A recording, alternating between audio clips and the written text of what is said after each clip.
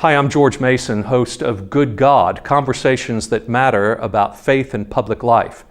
Today I'll be talking with Tim Krause, my good friend who has written a book called Finding Theo, a story about his son's mountain biking accident and all the remarkable things he learned through that period of recovery with his son.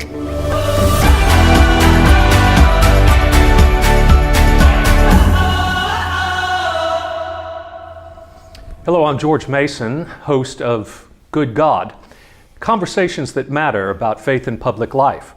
My guest today is Tim Krause, my good personal friend, and a person who has a story that is, well, filled with hope, but not without some dread.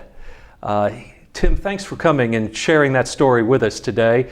We'll talk about the book in a moment, where you chronicle it, but just to begin, let's just say that September 17th, 2013 was a day that changed your life forever. Yeah. What happened and what happened next? Well, first of all, thanks for having me here. I couldn't be more excited about having this session with you because it means that I've finished telling the story and I'm on to the next thing. Yeah. But that is a night that I play over and over in my mind even today.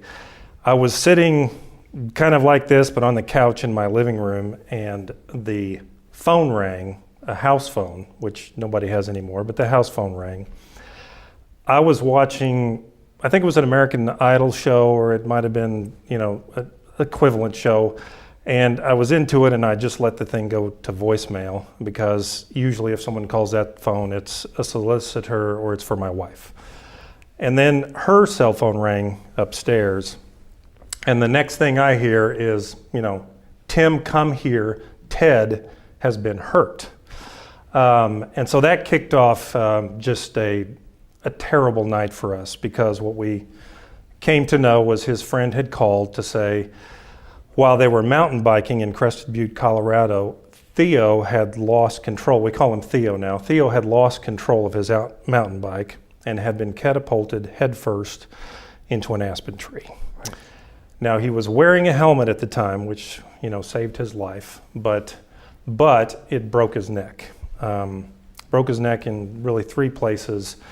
And what commenced was kind of a dramatic rescue story.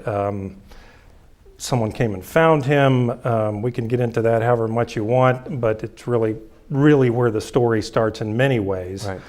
Right. He was rescued by a mountain rescue team, care flighted to Grand Junction, Colorado. And in the middle of the night, a surgeon there put his neck back together, but before he did so, he told Theo, he said, I have to tell you, it's pretty bad, right, and you're never gonna walk again. And at this age, he is what age at this? He's 25 years old. He's 25 years old, and he is a snowboard instructor. Yes.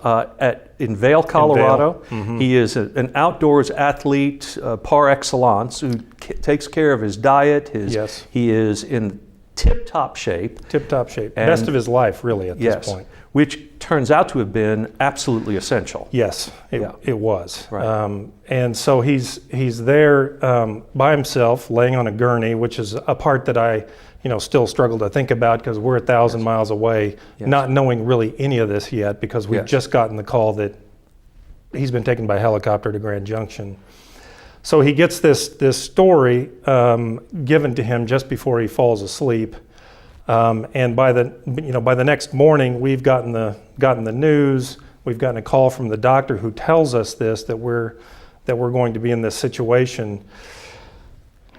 I think the one scene there that I've tried to do my best to really capture, to pass along to an audience, is the scene of Georgia, my wife,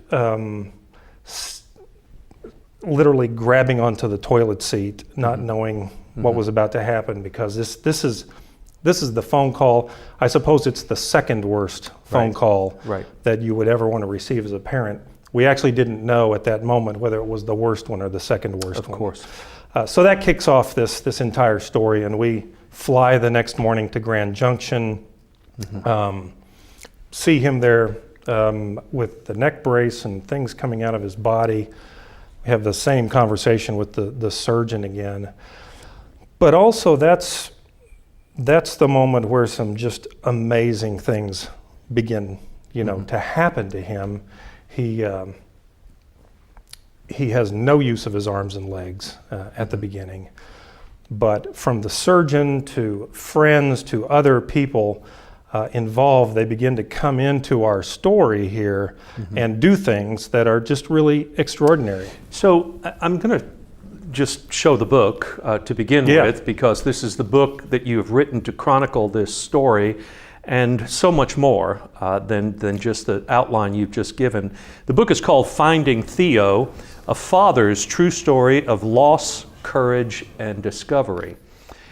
Finding Theo has so many different connotations to it, doesn't it? And I guess to begin with, Theo is certainly his name, but you also mentioned that that's been a shift even in his life as he moved from being Teddy as a child to Ted as a teenager, and then don't call me Ted, call me Theo. His name is Theodore, which means gift of God. A gift of God. There you are. And Theo, of course, means God from the Latin, and so from the Greek and then to the Latin. But anyway, it actually has lots of double entendre, triple entendre to it, in the sense that the first level of this was how to find Theo to begin with. He's up on the mountain. And he actually has this accident by himself. His writing partners had gone ahead. He had stayed behind to take some pictures and photographs and that sort of thing. And then he doesn't catch them. And they have to come back to find him. But in the meantime, all these other people find him. And they just so happen to be there, right? And part of this whole story is, how do you make sense of the fact that a person's life is saved by all of these people who are incredibly well prepared in their ordinary lives to be the very characters that act in that moment to be able to find Theo and make it possible for him to survive? So the book is kind of a sucker punch in that way, I'll have to admit here, because 8 weeks after the doctor tells him he's never going to walk again, he walks out of the Craig Rehab Hospital.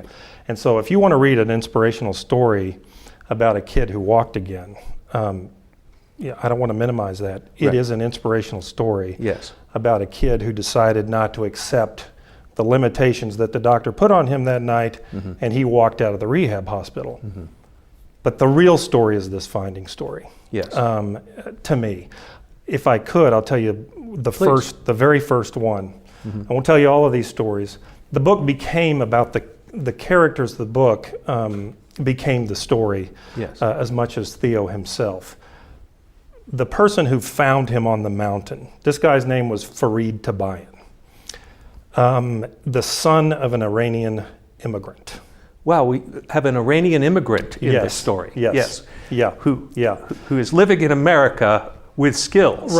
With skills. Just wanted to make sure we got that right. Yes. And he comes to the U.S. because he's escaping the revolution of, 1979? Goes to Northwestern, gets married, ends up PhD in Boulder. Farid is, his son. Farid is very close to his mother. His mother is a Montessori teacher. She is dying of cancer. But she passes along to Farid. She says, Farid, the one thing that I would leave with you is do the thing that you love the most in life. So Farid says, okay, fine. He's lost, but he goes to Boulder to school. A professor instills in him kind of a passion for map making. And he doesn't realize you can make a living out of this, but you can. He gets a job. He becomes a cartographer. Decides to give up the corporate job, moves to Colorado, and he's making mountain bike maps. And they are beautiful. They are works of art. He collects all of his own GPS data, makes his own maps, everything himself. September the 17th is Farid's birthday. And so Fareed has decided, I'm going to go ride my favorite trail in Colorado called Dr. Park. In Crested Butte. In Crested Butte. Mm-hmm. This is the trail that Theo is on. Mm-hmm. So Fareed's riding this trail, and he comes upon this lump next to this aspen tree, and the lump is Theo. And so Fareed is the person who says, hey man, are you okay? And he's not, of course. Right. And then Fareed ends up scrambling up the side of the ravine of this trail with his phone, dialing 911. Well, we're in the mountains, there is no signal for the phone. But he finds his way up the side of the ravine to where there is a signal, he calls 911, and that kicks off the rescue operation. Well, and what's amazing about this rescue operation, again, is yes, he knows where to go to get a signal to begin with, which may be intuitive for most people, but how do you get to where he is? How does someone tell the rescue people where to get to, where to go? Of all the people in the world, he's the one who can do that. Who would be the one person you would want to make that call for you, to tell the 911 operator where is... And what's remarkable about the book and the story is that this happens over and over again. This is one story, but others who came along, who had nursing background and who had ability to take care of him in the moment until rescue people arrived, and then the doctors in Grand Junction, and then the people at Craig Rehab Institute in Denver, and the stories of fellow patients and all of this. Now, you can put all of this together in a way that says, isn't the world a friendly place, and isn't it a remarkable thing?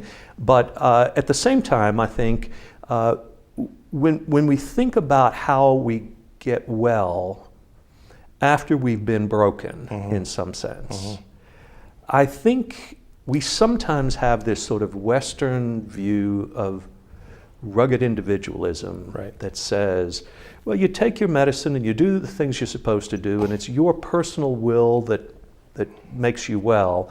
And yes, Theo played a very important role, and we'll talk more about that in a moment. But there's this incredible community of people that are involved in all of this, and maybe a mysterious presence at work in the world toward healing also, that is worth paying attention to in this story. It's the story that's in that book is not the one I started to write. It came to me along the way. I was supposed to have written an outline like a good English major, which I did not do. The only way that it happened was when I asked Theo's permission, can I tell your story? He said, you can tell my story, but don't make me a hero. Nice. Because I don't feel like a hero. Yes. And I said, okay, so we agreed that we would make it a sort of a thank you note to the people who helped him. That's what started this process. It's the only reason I went and found Fareed. Yes. Theo didn't even know about Fareed because he was injured. And it wasn't until I found Fareed, and then it repeated when I found a few others of these people to talk to, that this pattern was kind of repeating in this way. Yes. Spectacularly so that people were becoming involved in Theo's rescue before Theo got hurt. Yes. Yes. How they were prepared to do the job they did at the moment they did it is part of the remarkable thing of this story, isn't it? Well, Tim, we're going to take a break for a moment and recommend a nonprofit doing some good work in the community that's important to you as well, and to Georgia. And then when we come back, we're going to carry on with this bit. Okay. Our Friends Place is a transformative agency. It creates better worlds for young women with all kinds of experiences: neglect, abuse, poverty, and homelessness. It's a great place, and it's a place where if you want a second chance to be anything that you want in life, you can accomplish it at OFP. Please visit ourfriendsplace.org. Tim, we were talking just a moment ago about all the people that were part of the healing process. Theo certainly had a role in that himself, and there's no way to minimize the fact that 2 months after he entered the Craig Institute in Denver, he walked out of there, and literally walked out of there. Yes. And he has been walking ever since. Not only walking, but he has snowboarded again, and he has mountain biked again, and he has done all the kinds of things. Now he's not 100% yet, and it caused some change. But let's just talk for a moment about the will to live, because that was not a given through this process. One of the more difficult and painful things in the book is to come to grips with the fact that there was a time when he had to make a decision whether he wanted to live. Mm-hmm. And I'm sure as a father, that's as much of a heartbreaking moment and difficult to write about and talk about and all of that. But when people are finding themselves in this moment when the life they have known is not open to them again, they're going to have to choose a life that they don't know, and they don't know what that looks like. There's really a choice to be made there. And everyone doesn't make the same choice. Right. And sometimes, people are okay with that. Tell us about the choice he made and why he made it. His very identity, you might think, okay, you can't snowboard again, so what? That's just fun, whatever. But Theo's identity was around this physical life that he was leading in Colorado, and that had been, in his mind, really pretty much taken away from him. And so when he was recovering, the closer he became to normal, the further it seemed to him he was from normal, which sounds counterintuitive. Right. But the experts will say that someone like him who had a sort of an incomplete injury can have more problem with this than someone who on day one just gets the news, you're never going to walk again, and you're done. So as time went on, when you don't know what the end is, every day you wake up and you wonder, is this the last day of change, or is there another day of change? That can be extremely frustrating. Yes. And he came to the conclusion that it was never going to be the way it was before, and he wasn't sure that he wanted to live that way. Right. So what finally, I think, was the turning point for him to decide to live. He did a very analytical, pluses and minuses. Where does he get that? I don't know where he gets that. Yeah. I mean, it was almost like it was two columns, right. Okay? For and against. And when he went down the list, what would be better for him personally, he decided, was to die. Mm-hmm. Everything just made more sense. Mm-hmm. It was less work for him. However, when he looked at the impact it would have on others, that's what made him decide he needed to live. Wow. He could not imagine doing that to his mother. Nice. Yeah. Is pretty much where it came down. Okay. Now, there was nothing we could do for him to make that decision, although we did do everything we could. We sent friends to see him and all those things, and they played linchpin roles in showing up to help him through. To help him understand that his life mattered to more than just to himself. And so in some ways, first level of finding Theo is finding him lying out there on the mountain. Mm-hmm. Second level of this, you might say, is Theo finding Theo. That is to say, finding the will to live and deciding that his life was not just his own, but it's part of a larger world of loving community that mattered beyond that. And so there's a sense of vocation about his just decision to even live to begin with. Now, there's another dimension to this finding Theo, and that is to say, finding God in the middle of all of this. And you and I talked a lot about this. Yes, we did. Through this experience. So you're probably glad this is over too. No, I mean, so full disclosure, I wrote the foreword to this book, so please read the book, especially read the foreword. I hope you'll read beyond it once you do. But finding Theo, so much of our conversation was about where do we find God in the middle of this?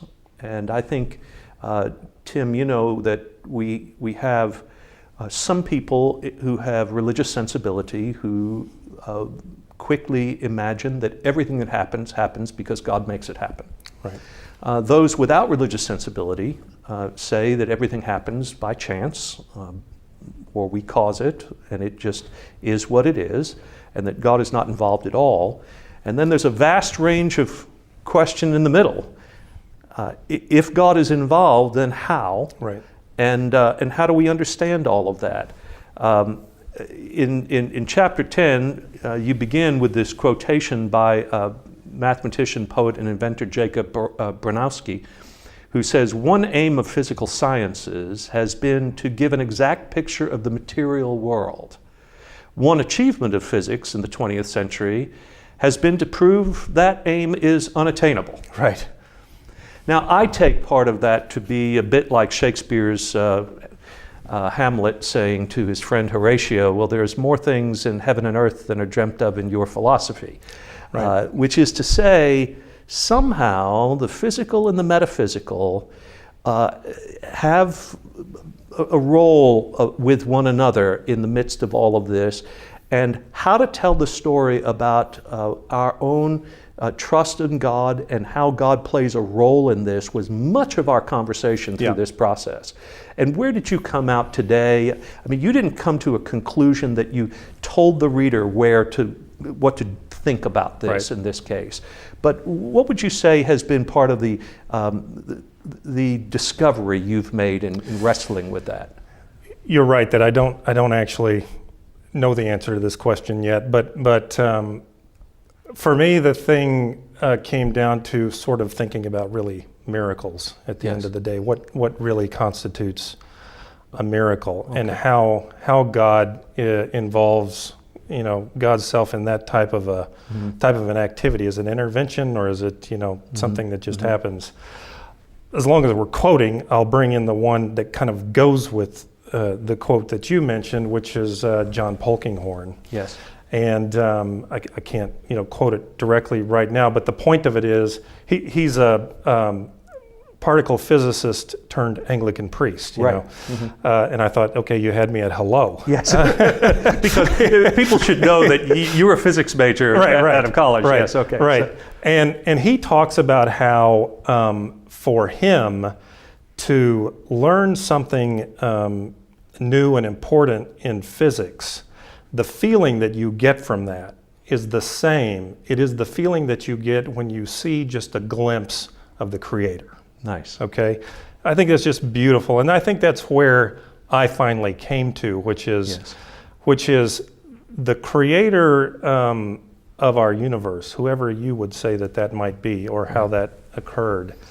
For me, what happened to Theo was broader, I won't say bigger, but broader than just God stepping in for some random purpose to do something great for my son. Yes. Because I tell a parallel story about a guy named Tim Bowers, who was talked about in the USA Today, who had a spinal injury, and what he decided to do was pull the plug. Yes. And for me, that really haunted me as I wrote this book is, did one get the miracle and one did not get the miracle? Yes. So how was the miracle available for everyone or no one? So I've become very picky about the use of the word miracle. Right. Okay. So the way I came down on this was, for me, that the world was made in such a way that if people find out who they are, Yes. if they find their Theo, Yes. and they find, let's say, their best gift and how that gift is useful to the world, and they follow that path, then they will inherently be placed in situations where that thing that they're so great at is important and needed. If they see that and they do something, then something really extraordinary might happen. Wow.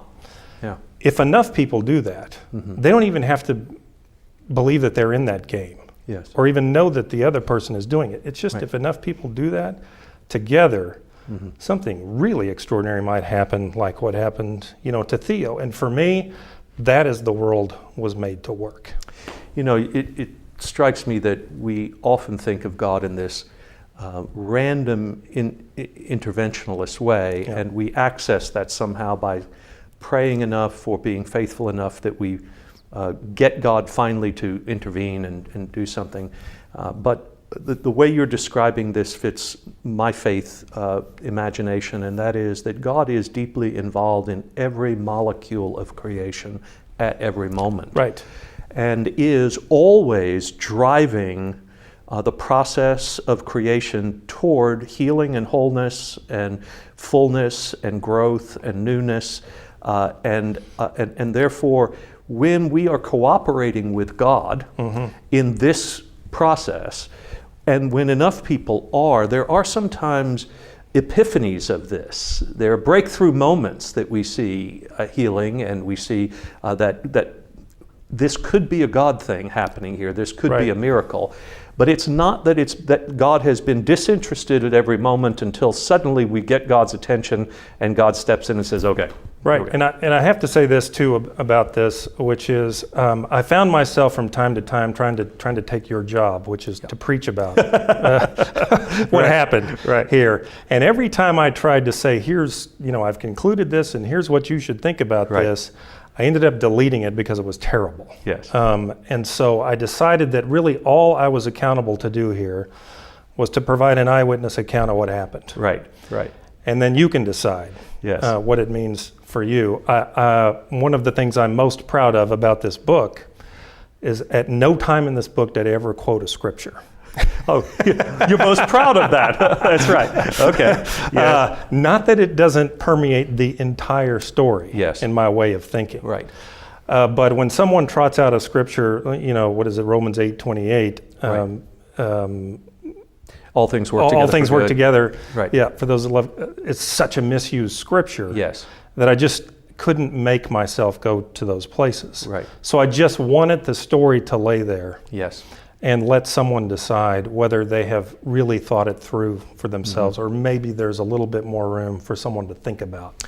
Well, that's what makes this book different from something you just find on the Christian bookstore shelf, and that is to say, knowing you and the way I think about how we talk about faith is we always have in the back of our mind the person who is not a believing Christian, the person who has a more hard-baked view of the world and who finds it difficult to believe in God's presence in the world.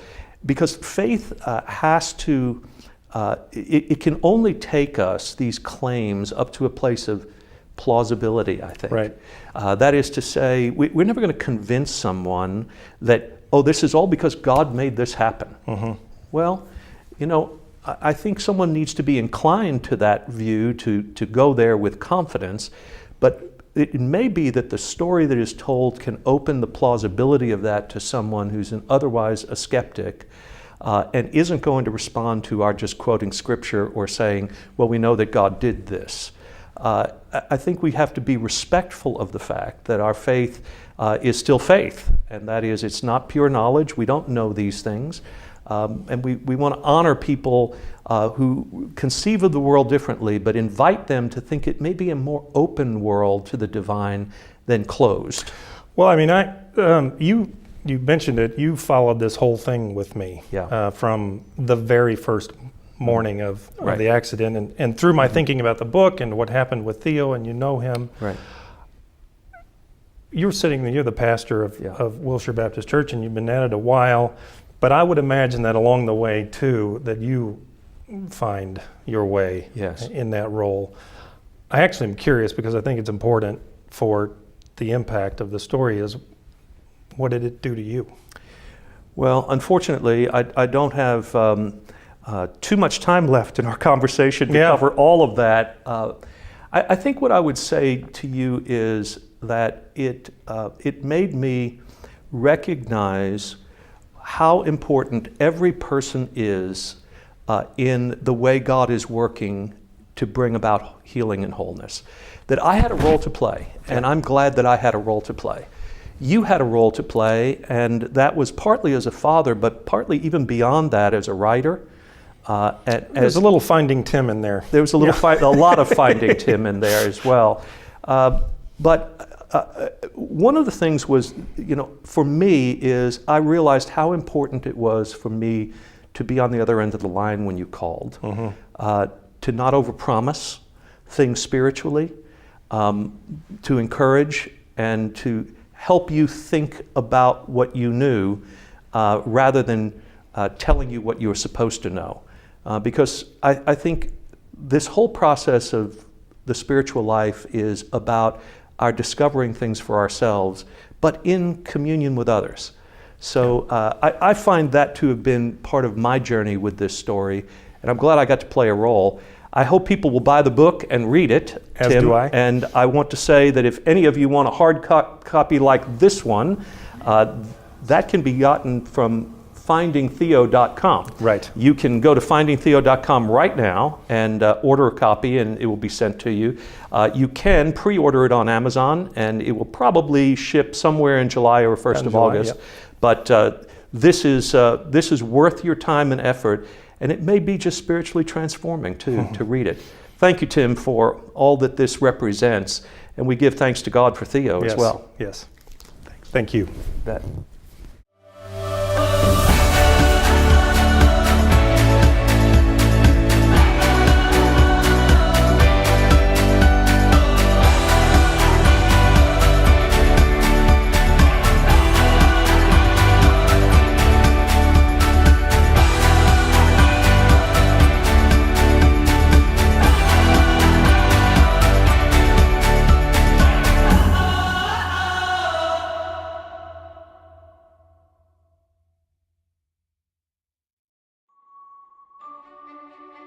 Our Friends Plays is a transformative agency. It creates better worlds for young women with all kinds of experiences: neglect, abuse, poverty, and homelessness. It's a great place, and it's a place where if you want a second chance to be anything that you want in life, you can accomplish it at OFP. Please visit ourfriendsplace.org.